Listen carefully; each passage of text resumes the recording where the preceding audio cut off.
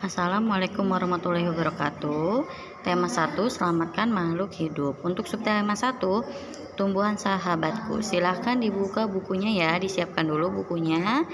Dan kemudian silahkan saksikan penjelasannya. Kompetensi dasar yang akan dicapai oleh siswa adalah KD 3.1 untuk pembelajaran IPA membandingkan cara perkembangbiakan tumbuhan dan hewan, sedangkan KD 4.1 menyajikan karya tentang perkembangbiakan tumbuhan. Sedangkan untuk KD IPS 3.1 mengidentifikasi karakteristik geografis dan kehidupan sosial budaya, ekonomi, politik di wilayah ASEAN.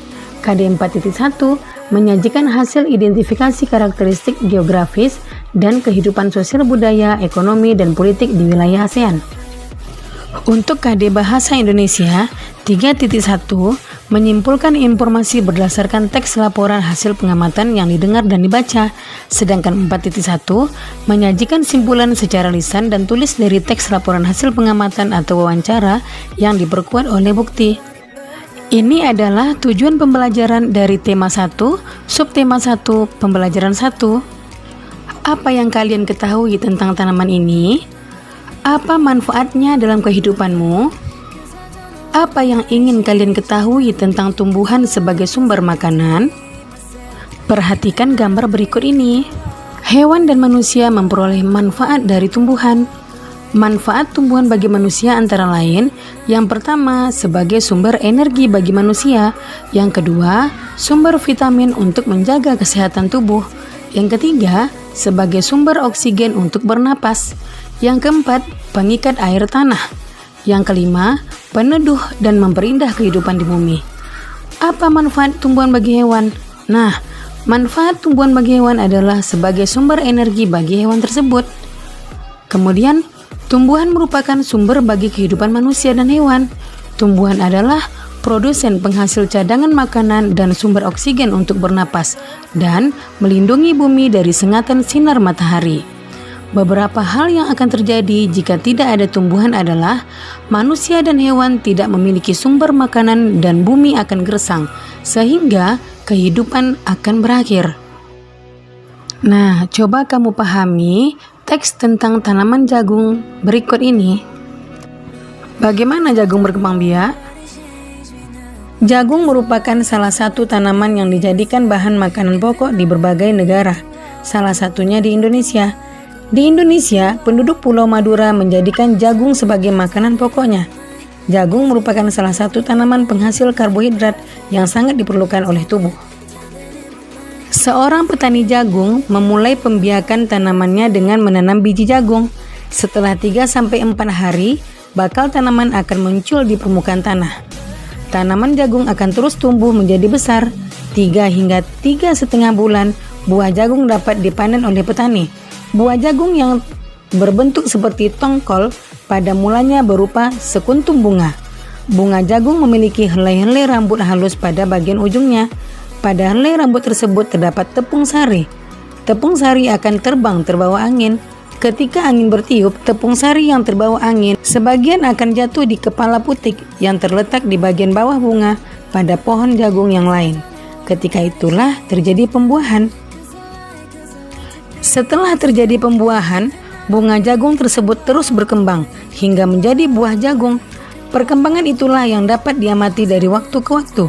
Buah jagung akan siap dipanen ketika rambut jagung sudah berwarna kecoklatan dan bagian tongkolnya sudah mengering. Apabila buah jagung tersebut dikupas, akan memperlihatkan biji jagung yang kekuningan.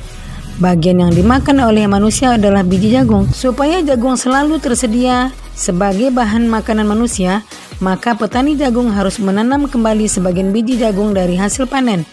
Biji jagung yang tua dapat ditanam kembali. Dari sinilah akan dimulai lagi perkembangbiakan jagung. Setelah kita membaca teks bagaimana jagung berkembang biak, maka tulislah ide pokok dan informasi penting setiap paragraf. Ibu beri contoh paragraf pertama dan paragraf kedua. Paragraf pertama, jagung merupakan salah satu tanaman yang dijadikan bahan makanan pokok di berbagai negara, salah satunya Indonesia. Paragraf kedua, jagung dikembangbiakkan dengan menanam biji. Nah, anak-anak ibu, Cari ya ide pokok dan informasi penting paragraf lainnya. Berikut adalah gambar bunga lengkap yang disebut dengan perkembangbiakan generatif atau secara kawin terjadi melalui proses penyerbukan dan pembuahan. Yang pertama bakal biji, yang kedua tangkai putik, kepala putik, tangkai sari, kepala sari, mahkota, benang sari, kelopak, dan dasar bunga. Macam-macam penyerbukan. Yang pertama, penyerbukan sendiri, yaitu serbuk sari jatuh di kepala putik pada bunga yang sama. Yang kedua, penyerbukan tetangga. Serbuk sari jatuh di kepala putik pada bunga yang masih satu tumbuhan. Yang ketiga, penyerbukan silang. Serbuk sari jatuh di kepala putik pada bunga lain yang sejenis tetapi berbeda tumbuhan. Yang keempat, penyerbukan bastar. Serbuk sari jatuh di kepala putik pada bunga yang berasal dari tumbuhan yang berbeda varietas. Itulah 4 macam penyerbukan. Bunga yang indah bukan hanya tumbuh di Indonesia. Negara-negara lain seperti negara tetangga pun memiliki bunga yang cantik. Karena kondisi geografis yang hampir sama, bunga yang tumbuh tidak jauh berbeda jenisnya. Banyak negara yang memiliki persamaan dalam kehidupan sosial dan budaya. Oleh sebab itu, mereka menggabungkan dirinya dalam suatu organisasi yang bernama ASEAN, yaitu Persatuan Negara-Negara se-Asia Tenggara. Berikut adalah 10 negara ASEAN tersebut. Indonesia, ibu kotanya Jakarta. Singapura, ibu kotanya Singapura. Kamboja, ibu kotanya Phnom Penh. Thailand, ibu kotanya Bangkok. Myanmar, ibu kotanya Naypyidaw. Laos, ibu kotanya Vientiane. Vietnam, ibu kotanya Hanoi. Malaysia, ibu kotanya Kuala Lumpur. Filipina, ibu kotanya Manila. Dan Brunei Darussalam, ibu kotanya Bandar Sri Begawan. 5 negara yang menjadi anggota pertama ASEAN di tahun 1967 adalah Indonesia, Adam Malik, Malaysia, Tun Abdul Razak, Thailand, Tanat Koman, Singapura, S. Rajaratnam, dan Filipina, Narciso Ramos. Mereka adalah utusan dari kelima negara, sekaligus merupakan tokoh-tokoh pendiri ASEAN. Berikut adalah kehidupan sosial budaya masyarakat ASEAN. Yang pertama adalah negara Brunei Darussalam. Kampung Ayer adalah desa terapung di Brunei Darussalam. Tahun 1400, Kampung Ayer sempat menjadi pusat pemerintahan. Saat ini, banyak penduduknya yang memiliki perahu pribadi dan disimpan di bawah rumah apung mereka. Budaya Brunei banyak dipengaruhi oleh ajaran Islam. Mayoritas penduduknya adalah orang Melayu. Kata Brunei berasal dari kata Nah Baru yang diucapkan oleh Awang Alak Betatar, penemu negara ini. Kota Darussalam berarti tempat yang damai atau rumah keamanan. Dalam percakapan, menunjuk dengan jari telunjuk dianggap kasar. Secara tradisional, orang Brunei tidak berjabat tangan dengan lawan jenis. Melepaskan sepatu adalah kebiasaan umum orang Brunei sebelum memasuki rumah orang lain. Negara kedua adalah Malaysia. Patung Dewa Manungga di Malaysia merupakan patung berukuran 42,7 meter.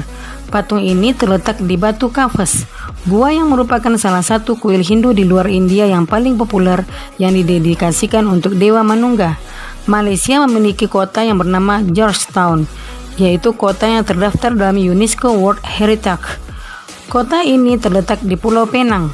Georgetown adalah kota yang memiliki ragam jenis budaya. Banyak gedung peninggalan masa Eropa dan bangunan bernuansa Melayu Tionghoa. 3 kaum utama di Malaysia adalah kaum Melayu, Cina, dan India. Musik tradisionalnya banyak dipengaruhi oleh budaya Cina, Islam, India, dan Indonesia.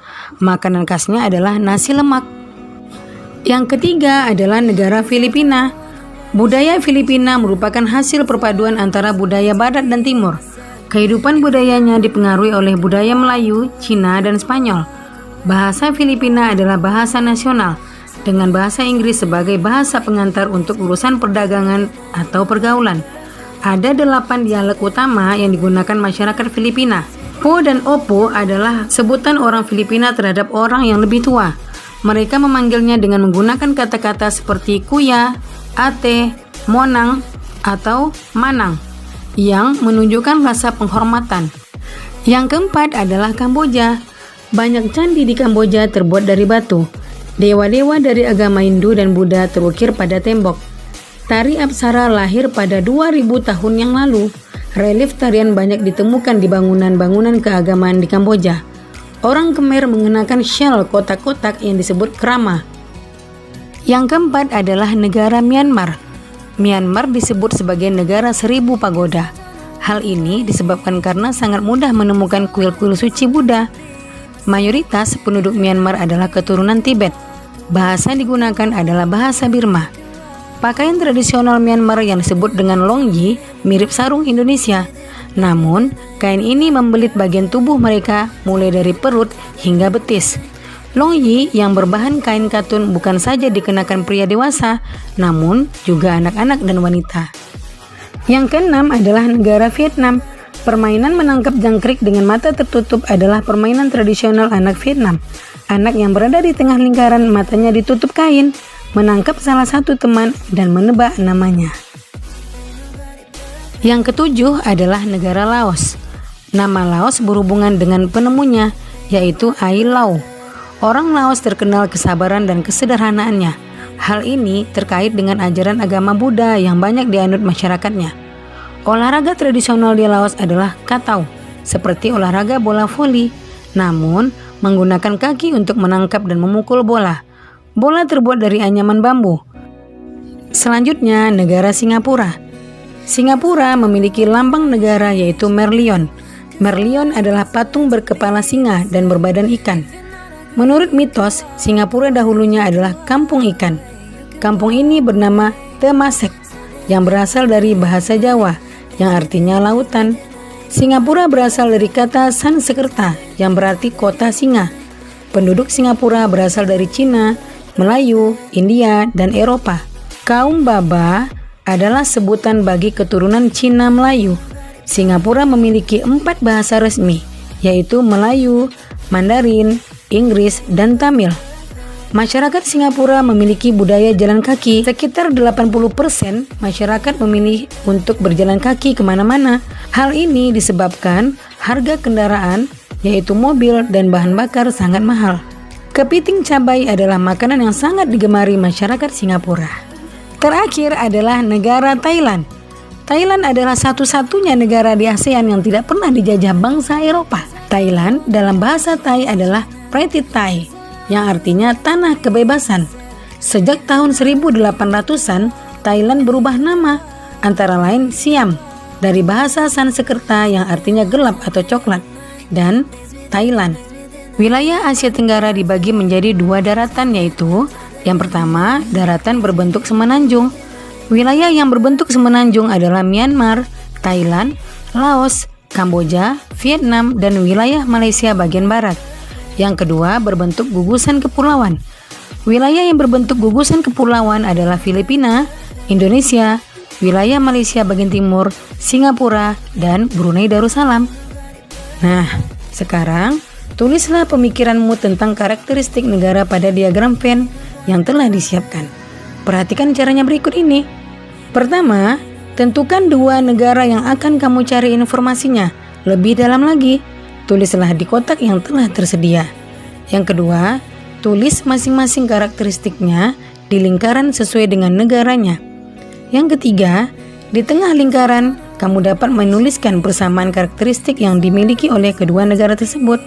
Nah, ini adalah contoh karakteristik antara 2 negara, yaitu negara Indonesia dan Singapura dalam bentuk diagram Venn. Sungguh menarik kehidupan sosial budaya penduduk negara tetangga. Kamu akan belajar lebih banyak lagi loh tentang negara-negara ASEAN. Tugasnya, yang pertama, tuliskan hasil identifikasimu dalam bentuk diagram Venn seperti yang terdapat pada buku paket halaman 11. Dan yang kedua, dikerjakan yang ayo merangkumnya masih di halaman 11. Terima kasih, selamat mengerjakan, semangat.